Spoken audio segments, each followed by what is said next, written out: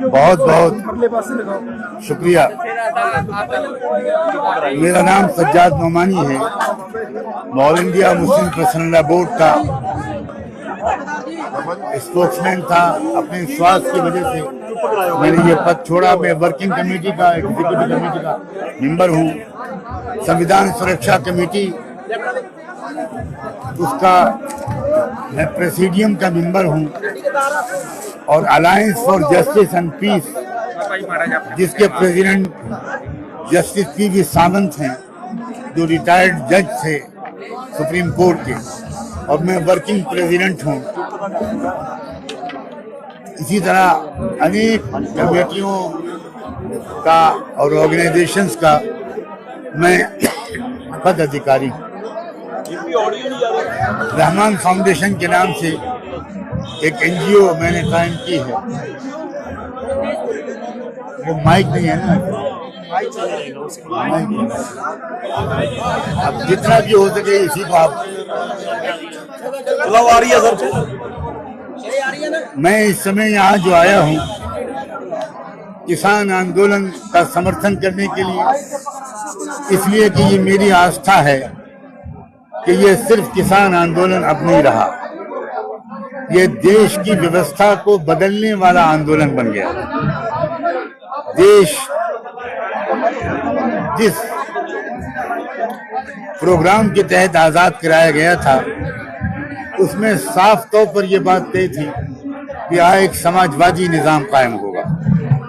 हमारा जो कॉन्स्टिट्यूशन का, संविधान का प्रेम्बल है, उसमें भी लिखा हुआ है कि हम लोग, we the people of India, हम जिस देश को अब कॉन्स्टिट्यूट करने जा रहे हैं वो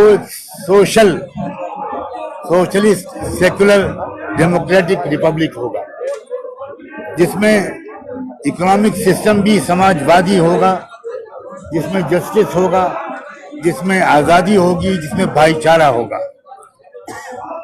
मगर ये बात बहुत अफसोस की है कि आज़ादी के बाद से ही देश को जिस रुख पर चलाया गया वो इसके उल्टा रुख था। विशेषकर 2014 से जब से भारतीय जनता पार्टी की ये सरकार आई, इसने बहुत तेजी के साथ इस देश को पूंजीपतियों के हाथ में गिरवी रख दिया, और एक के बाद एक ऐसे कानून बनाए गए जो देश हित में नहीं थे, देश के लोगों के हित में नहीं थे। यहाँ तक कि यह आखिरी कानून जो बनाया गया किसानों के बारे में, ये तो ऐसा नंगा कानून है कि साफ लगता है कि इंडस्ट्री पर कब्जा करने के बाद और छोटे व्यापारियों को खत्म करने के बाद अब इस देश के किसानों से भी उनकी पैदावार को छीन लेना और खुद जमीन पर कब्जा कर लेना और किसानों को गुलाम बना देना। और जब किसान गुलाम बनेगा तो देश की फॉरेन पॉलिसी आज़ाद नहीं रह सकती, देश की एजुकेशन पॉलिसी आज़ाद नहीं रह सकती, पूरे देश के सिस्टम फिर से गुलामी के शिकार हो जाएगा। इसलिए हम लोगों ने अपनी इस देश का प्रेम का तकाजा समझा, इस देश के साथ जो हमारी अटूट वफादारी है ये उसका तकाजा समझा कि हम खुलकर इस आंदोलन के समर्थन के लिए निकलें और पूरे देश के लोगों में एक जागरूकता पैदा करने में हम भी अपना छोटा सा हिस्सा लगाएं। अब हालत ये है कि अब पूरे देश के अंदर जहां जहां मैं जा रहा हूं, जहां जहां हमारे लोग जा रहे हैं, वो ये बात साफ देख रहे हैं कि अब किसानों के अलावा देश के आम गरीब लोग, मजदूर लोग, मजलूम लोग, अल्पसंख्यक लोग, वो सब लोग जो किसी न किसी तरह सिस्टम के अन्याय का शिकार थे, वो सब अब इस आंदोलन से जुड़ रहे हैं। उनकी उम्मीदें इस आंदोलन से कायम हो रही हैं। मैं यही संदेश लेकर यहाँ आया हूँ और आपके माध्यम से भी यही चाहता हूँ कि दूर दूर तक देशवासियों तक आप मेरा ये पैगाम पहुँचाएं। ये पैगाम मेरा व्यक्तिगत पैगाम नहीं है, ये देश के किसानों का, मजदूरों का, गरीबों का, मजलूमों का पैगाम। मौलाना जी, जब किसान का मुद्दा आता है तो किसान की कोई जात धर्म नहीं होती, वो कृषि करता है, खेती बाड़ी जो करता है वो किसान है। मगर जब तो मुस्लिम भाईचारा बोले तब वो पाकिस्तानी, सिख बोले तो वो खालिस्तानी, अब आंदोलन में बोले तो वो नक्सली। सरकार ऐसे टैग लगाकर चाहती क्या है देश में? देखिए, ये बात बिल्कुल स्पष्ट है कि सरकार क्या चाहती है। सरकार भटकाना चाहती है, मुद्दों को भटकाना चाहती है, असली मुद्दे पर बात नहीं करना चाहती, देशवासियों को मिसगाइड करना चाहती है कि लोग ये समझें। लेकिन मैं आपके साथ इस एहसास में शरीक हूँ कि अब देश के लोग इतने बेखबर, बेपढ़े लिखे और मूर्ख नहीं रहे। अब देश सब समझ गया है। होंगे मुट्ठी भर दो चार लोग, भक्त लोग, लेकिन पूरे देश ये समझ गया है कि न ये खालिस्तानी है, न ये पाकिस्तानी है, न ये अफगानिस्तानी है, न ये माओवादी हैं, न ये कोई है। ये शुद्ध भारतीय हैं और भारत के ऊपर अपनी जान निछावर करने वाले लोग हैं। क्या इस बात का सबूत ये काफी नहीं है कि यहाँ जो लाखों लोग बैठे हुए हैं और बॉर्डर्स पर, इन्हीं के बेटे सरहदों पर हमारे देश की हिफाजत कर रहे हैं। तो ये इनकी देशभक्ति में शक करना, अब ये इसके बाद भी इसके किसी जवाब की जरूरत है। इनसे ज्यादा देशभक्त मुल्क में और कौन है? हर परिवार का कोई न कोई सदस्य बॉर्डर पर है। तो हमारा तो नारा था जय जवान जय किसान। अब क्या हम अपने जवानों को भी हम गद्दार कहेंगे? क्या अपने किसानों को भी हम पाकिस्तानी और अफगानिस्तानी कहेंगे? मैं तो समझता हूँ ये बात जितना वो कह रहे हैं उतना ही अंदर से उनका कालापन बाहर आ रहा है।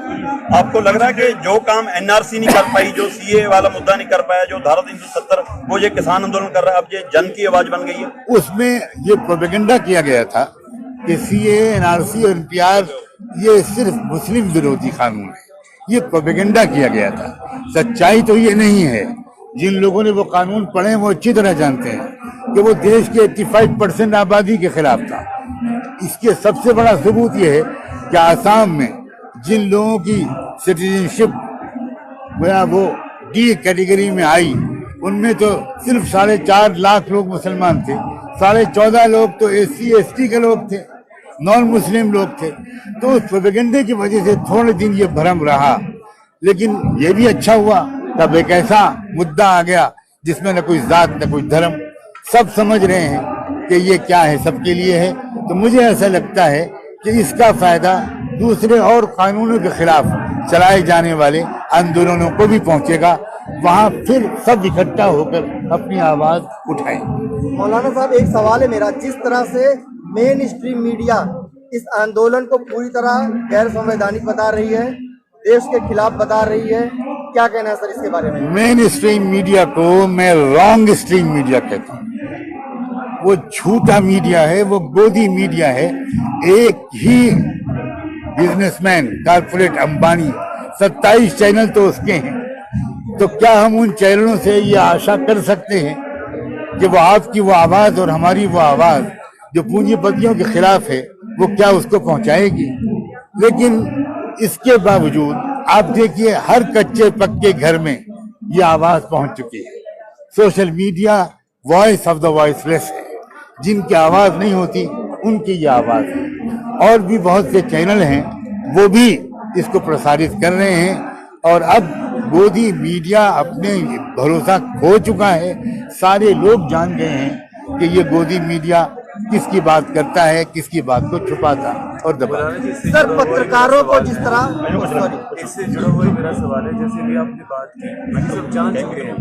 हमने यहाँ पे देखा था कि इंटरनेट जब बंद कर दिया गया तो इसके दो पहलू सामने आए कि एक तो जो है बौखलाहट फैल सकती थी, तो दूसरी जो ये हुई कि हमारी जो कौम है उसका दूसरा एक एंगल होता है सोचने का। उन्होंने देखा कि यहाँ पे जो इंटरनेट बंद हो गया तो उन्होंने कहा कि हमारे भाई बहन वहाँ पे हैं, उनके साथ पता नहीं क्या हो रहा है, तो वो और गिनती में ज्यादा आ गए यहाँ पे।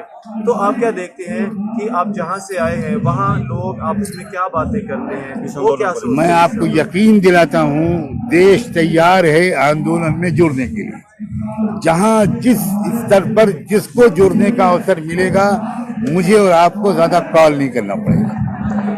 लोग समझ गए ये बहुत, हम एक नए मोड़ पर आ गए। भारत का सिस्टम बदलने का एक अवसर आ गया है। देश के अंदर जागरूकता और अवेयरनेस बढ़ गई है। और जैसे कि आपने भी कहा कि जब इंटरनेट बंद किया गया तो पब्लिक और ज्यादा आ गई। तो ये जितना प्रयास करेंगे, जितनी लाठियां चलाएंगे, जितनी कीलें लगाएंगे, जितने रास्ते बंद करेंगे, उतना ही देश इस आंदोलन से जुड़ेगा। सर, सोशल मीडिया के पत्रकारों को जिस तरह सरकार के द्वारा निशाना बनाया जा रहा है, उनको जेल में भेजा जा रहा है, उनको प्रताड़ित किया जा रहा है इस आंदोलन को दिखाने की वजह से, इसके बारे में आपकी क्या राय है? सोशल मीडिया के पत्रकारों से मेरा निवेदन है कि अगर उनका कोई संगठन नहीं है तो वो संगठित हो और संगठित होकर ह्यूमन राइट्स में जाएं और जो फ्रीडम ऑफ एक्सप्रेशन को सेव करने वाले नेशनल और इंटरनेशनल इंस्टीट्यूशन हैं वहां तक अपनी बात को पहुंचाएं। एक जैसे जमाती करके पहले बदनाम किया गया था कोरोना वायरस को लेकर, यहाँ पे आंदोलन की नाम का एक वर्ड यूज किया है। मैं ऐलान करता हूं कि मैं आंदोलन जीवी हूं। मैं बहुत फख्र के साथ कहता हूं, बहुत गौरव के साथ कहता हूं, मैंने महिलाओं के लिए जब वोटिंग का मसला था उस आंदोलन में हिस्सा लिया था। मैंने सीए और एनपीआर के बारे में आंदोलन में हिस्सा लिया था। और जिस आंदोलन में मैं देखता हूं कि यहाँ पर कुछ मजलूमों के अधिकारों की आवाज उठाई जा रही है, मैं उसमें हिस्सा लेने की कोशिश करता हूं। अगर यही आंदोलन जीवी होना है तो मुझे फख्र है कि मैं आंदोलन जीवी हूं। लेकिन प्रधानमंत्री को सदन में इतनी लो स्टैंडर्ड तक उतरते हुए देखकर मुझे बहुत दुख हुआ। वो परजीवी जो कहते हैं, वो कीड़े मकोड़ों का नाम देते हैं, वो पैरासाइट का नाम देते हैं। भारत की जो सदन है, पार्लियामेंट है, कम से कम उसकी गरिमा का ख्याल रखना चाहिए। और इस तरह की बात, अगर ये परजीवी हम हैं तो गांधी जी के बारे में क्या कहेंगे? जिन लोगों ने उस आंदोलन में हिस्सा लिया था, भगत सिंह के बारे में क्या कहेंगे? चंद्रशेखर के बारे में क्या कहेंगे? मौलाना आजाद के बारे में क्या कहेंगे? मुफ्ती किफायतुल्लाह और मौलाना मदनी के बारे में क्या कहेंगे? और उन हजारों लोगों के बारे में क्या कहेंगे जिनको फांसी के फंदे पे लटकाया गया था और जिनको जेल की कोठरी में डाल दिया गया था, जिनको काला पानी कर दिया गया था? ये सब आंदोलनकारी ही लोग थे और उन्हीं आंदोलन की बदौलत हमारा देश आजाद हुआ। जब भी जुल्म के खिलाफ आवाज उठाई जाएगी तो आंदोलन होगा और उस आंदोलन से जो जालिम लोग हिट होंगे वो इसी तरह के शब्द बोलेंगे। सवाल ये है सर कि इसका समाधान कैसे होगा? 80 दिन बीत गए और जो है पिछले 20 दिनों से देखें तो वार्ता का दौर रुका हुआ है। आप यकीन रखिए 80 दिन कुछ नहीं होते, सिस्टम को बदलने में 80 महीने भी लग सकते हैं। सर वो तो बात ठीक है, लेकिन जिस तरह से लगातार किसान शक्ति प्रदर्शन कर रहे हैं और आने वाले दिनों में शक्ति प्रदर्शन है, क्या लगता है ये शक्ति प्रदर्शन जो ये प्रदर्शन पूरे देश में फैलेगा, तब इसकी आवाज में बहुत मजबूती आएगी। अभी शुरुआत हुई है। आप ये मत गिनिए कि 80 दिन हुए हैं। हिस्ट्री पढ़िए, साउथ अफ्रीका को आजाद करने के लिए 28 साल लगे थे। 28 साल नेल्सन मंडेला जेल में रहे थे। सवाल ये है सर कि पिछले 23 दिनों से वार्ता रुकी हुई है, उस पर बात करना। वार्ता इधर से नहीं बंद की गई।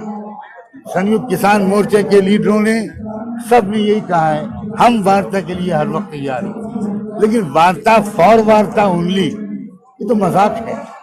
आप जाकर बैठते हैं, आप वही बात दोहराने लगते हैं जो पिछले 11-12 बार में आपने, तब भी मैं दाद देता हूं इस लीडरशिप की समझदारी को कि इन्होंने अपनी तरफ से ये कहकर वार्ता को बंद नहीं किया कि साहब कोई नई बात तो होती नहीं। इसलिए कि अगर इधर से बंद कर देते तो वो बदनाम करते कि देखिए ये लोग बातचीत करने को तैयार हैं। मौलाना साहब आखिरी सवाल है, आखिरी सवाल 18 तारीख को रैली रोकी जानी है, आप उसकी हिमायत करोगे? इसी के साथ जोड़ के सवाल है, इसी के साथ मौलाना जी, इसी के साथ जोड़ के सवाल है कि आपने कहा मैं आंदोलनों में हिस्सा लेता रहूं, हिस्सा लेते रहेंगे या हिस्सा बनेंगे?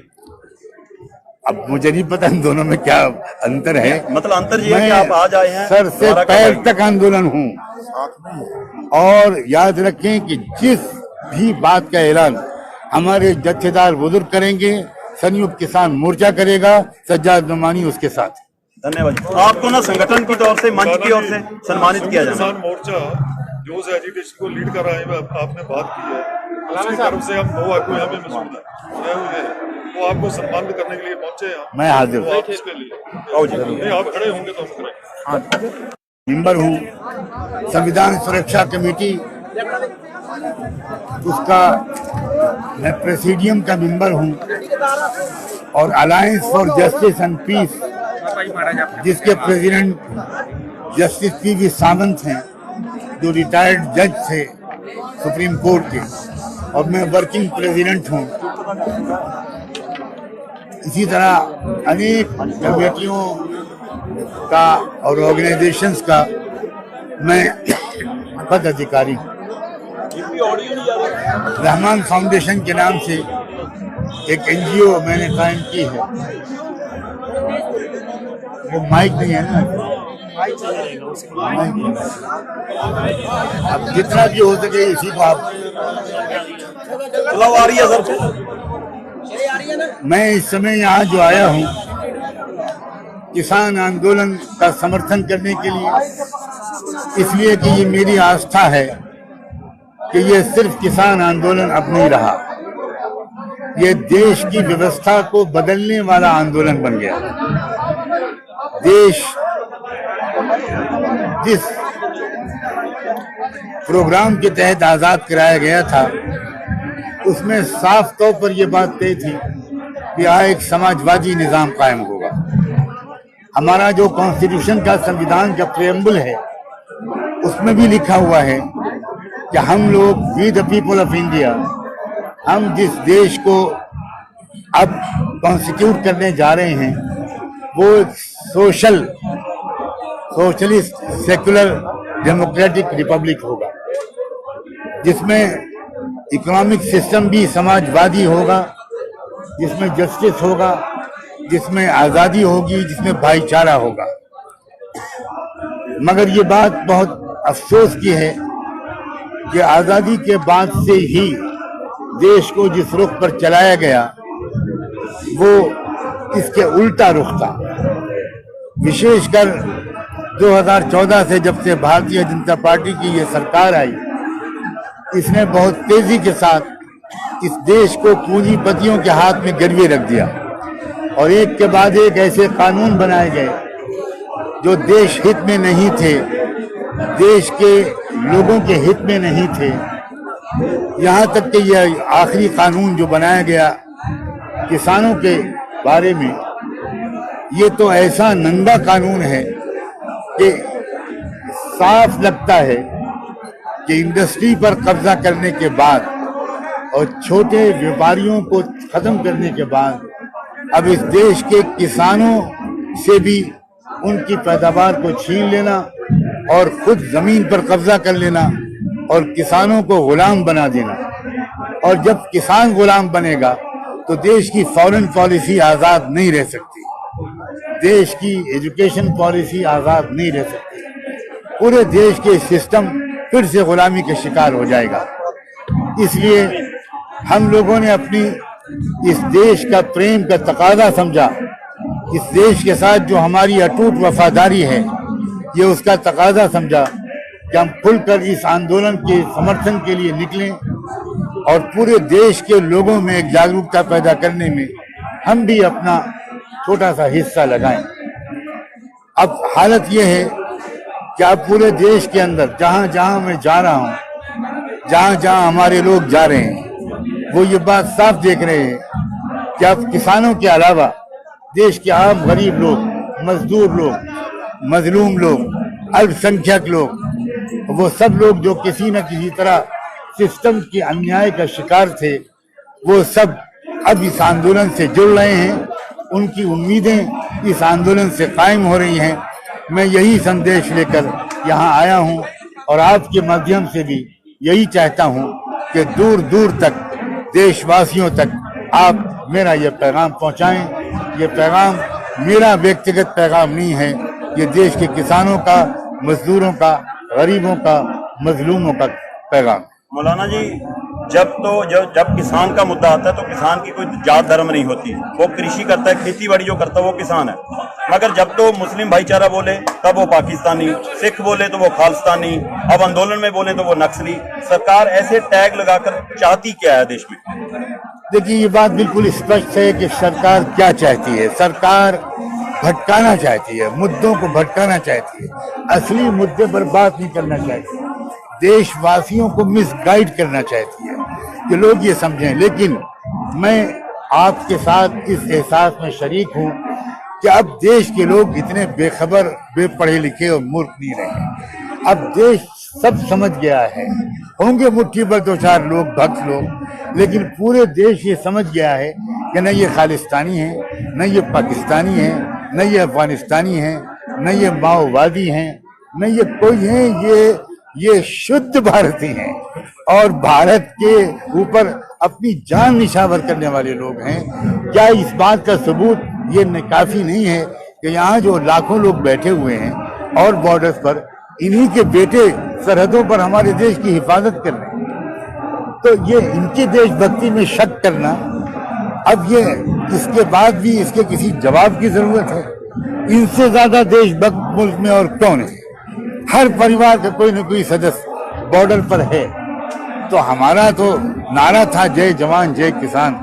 अब क्या हम अपने जवानों को भी हम गद्दार कहेंगे? क्या अपने किसानों को भी हम पाकिस्तानी और अफगानिस्तानी कहेंगे? मैं तो समझता हूँ ये बात जितना वो कह रहे हैं उतना ही अंदर से उनका कालापन बाहर आ रहा है। आपको लग रहा है कि जो काम एनआरसी नहीं कर पाई, जो सीए वाला मुद्दा नहीं कर पाया, जो धारा 370, वो ये किसान आंदोलन कर रहा है, अब ये जन की आवाज बन गई है? उसमें ये प्रोपेगेंडा किया गया था कि सीए, एनआरसी और एनपीआर ये सिर्फ मुस्लिम विरोधी कानून है। ये प्रोपेगेंडा किया गया था। सच्चाई तो ये नहीं है। जिन लोगों ने वो कानून पढ़े वो अच्छी तरह जानते हैं कि वो देश के 85% आबादी के खिलाफ था। इसके सबसे बड़ा सबूत ये है कि आसाम में जिन लोगों की सिटीजनशिप वो डी कैटेगरी में आई, उनमें तो सिर्फ 4.5 लाख लोग मुसलमान थे, 14.5 लाख तो SC ST के लोग थे, नॉन मुस्लिम लोग थे। तो उस प्रोपेगेंडे की वजह से थोड़े दिन ये भ्रम रहा। लेकिन ये भी अच्छा हुआ, तब एक ऐसा मुद्दा आ गया जिसमें न कोई जात न कोई धर्म, सब समझ रहे हैं कि ये क्या है, सबके लिए है। तो मुझे ऐसा लगता है कि इसका फायदा दूसरे और कानूनों के खिलाफ चलाए जाने वाले आंदोलनों को भी पहुंचेगा। वहां फिर सब इकट्ठा होकर अपनी आवाज उठाएं। मौलाना साहब, एक सवाल है मेरा, जिस तरह से मेन स्ट्रीम मीडिया इस आंदोलन को पूरी तरह गैर संवैधानिक बता रही है, देश के खिलाफ बता रही है, क्या कहना है सर इसके बारे में? मेन स्ट्रीम मीडिया को मैं रॉन्ग स्ट्रीम मीडिया कहता हूँ। वो झूठा मीडिया है, वो गोदी मीडिया है। एक ही बिजनेसमैन कारपोरेट अंबानी, 27 चैनल तो उसके हैं। तो क्या हम उन चैनलों से ये आशा कर सकते हैं कि वो आपकी वो आवाज और हमारी वो आवाज जो पूंजीपतियों के खिलाफ है वो क्या उसको पहुंचाएगी? लेकिन इसके बावजूद आप देखिए हर कच्चे पक्के घर में ये आवाज पहुंच चुकी है। Social media voice of the voiceless है। जिनकी आवाज नहीं होती उनकी ये आवाज है। और भी बहुत से चैनल हैं वो भी इसको प्रसारित कर रहे हैं। और अब गोदी मीडिया अपने भरोसा खो चुका है। सारे लोग जान गए हैं कि ये गोदी मीडिया किसकी बात करता है, किसकी बात को छुपाता और दबाता। सर, पत्रकारों को जिस तरह इससे जुड़ा हुआ मेरा सवाल है, जैसे भी आपने बात की सब जान चुके हैं। हमने यहाँ पे देखा था कि इंटरनेट जब बंद कर दिया गया तो इसके दो पहलू सामने आए कि एक तो जो है बौखलाहट फैल सकती थी, तो दूसरी जो ये हुई कि हमारी जो कौम है उसका दूसरा एक एंगल होता है सोचने का। उन्होंने देखा कि यहाँ पे जो इंटरनेट बंद हो गया तो उन्होंने कहा कि हमारे भाई बहन वहाँ पे हैं, उनके साथ पता नहीं क्या हो रहा है, तो वो और गिनती में ज्यादा आ गए यहाँ पे। तो आप क्या देखते हैं कि आप जहाँ से आए हैं वहाँ लोग आपस में क्या बातें करते हैं, वो क्या सोचते हैं? मैं आपको यकीन दिलाता हूँ देश तैयार है आंदोलन में जुड़ने के लिए। जहाँ जिस स्तर पर जिसको जुड़ने का अवसर मिलेगा, मुझे और आपको ज्यादा कॉल नहीं करना पड़ेगा। लोग समझ गए ये बहुत, हम एक नए मोड़ पर आ गए। भारत का सिस्टम बदलने का एक अवसर आ गया है। देश के अंदर जागरूकता और अवेयरनेस बढ़ गई है। और जैसे कि आपने भी कहा कि जब इंटरनेट बंद किया गया तो पब्लिक और ज्यादा आ गई। तो ये जितना प्रयास करेंगे, जितनी लाठियां चलाएंगे, जितनी कीलें लगाएंगे, जितने रास्ते बंद करेंगे, उतना ही देश इस आंदोलन से जुड़ेगा।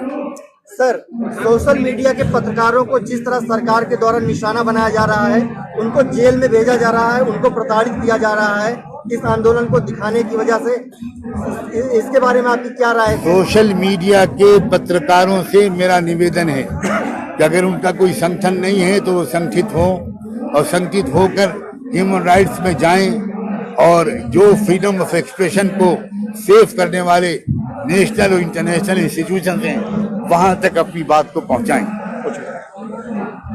एक जैसे जमाती करके पहले बदनाम किया गया था कोरोना वायरस को लेकर, यहाँ पे आंदोलन की नाम का एक वर्ड यूज किया है। मैं ऐलान करता हूं कि मैं आंदोलन जीवी हूं। मैं बहुत फख्र के साथ कहता हूं, बहुत गौरव के साथ कहता हूं, मैंने महिलाओं के लिए जब वोटिंग का मसला था उस आंदोलन में हिस्सा लिया था। मैंने सीए और एनपीआर के बारे में आंदोलन में हिस्सा लिया था।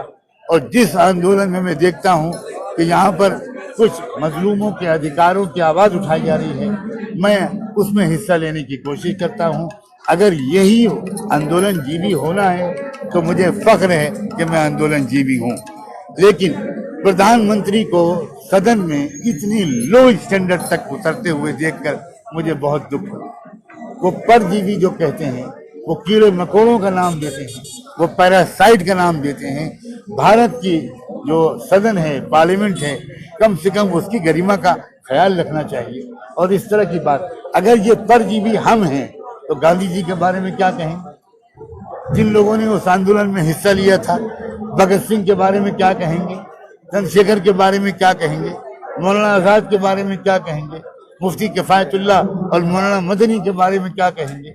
और उन हजारों लोगों के बारे में क्या कहेंगे जिनको फांसी के फंदे में लटकाया गया था और जिनको जेल की कोठरी में डाल दिया गया था, जिनको काला पानी कर दिया गया था? ये सब आंदोलनकारी ही लोग थे और उन्हीं आंदोलन की बदौलत हमारा देश आजाद हुआ। जब भी जुल्म के खिलाफ आवाज उठाई जाएगी तो आंदोलन होगा और उस आंदोलन से जो जालिम लोग हिट होंगे वो इसी तरह के शब्द बोलेंगे। सवाल ये है सर कि इसका समाधान कैसे होगा? 80 दिन बीत गए और जो है पिछले 20 दिनों से देखें तो वार्ता का दौर रुका हुआ है। आप यकीन रखिए 80 दिन कुछ नहीं होते, सिस्टम को बदलने में 80 महीने भी लग सकते हैं। सर वो तो बात ठीक है, लेकिन जिस तरह से लगातार किसान शक्ति प्रदर्शन कर रहे हैं और आने वाले दिनों में शक्ति प्रदर्शन है, क्या लगता है ये शक्ति प्रदर्शन जो ये प्रदर्शन पूरे देश में फैलेगा, तब इसकी आवाज में बहुत मजबूती आएगी। अभी शुरुआत हुई है। आप ये मत गिनिए कि 80 दिन हुए हैं। हिस्ट्री पढ़िए, साउथ अफ्रीका को आजाद करने के लिए 28 साल लगे थे।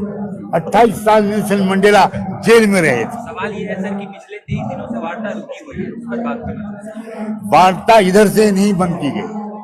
संयुक्त किसान मोर्चे के लीडरों ने सब ने यही कहा है, हम वार्ता के लिए हर वक्त तैयार हैं। लेकिन वार्ता फॉर वार्ता ओनली, ये तो मजाक है।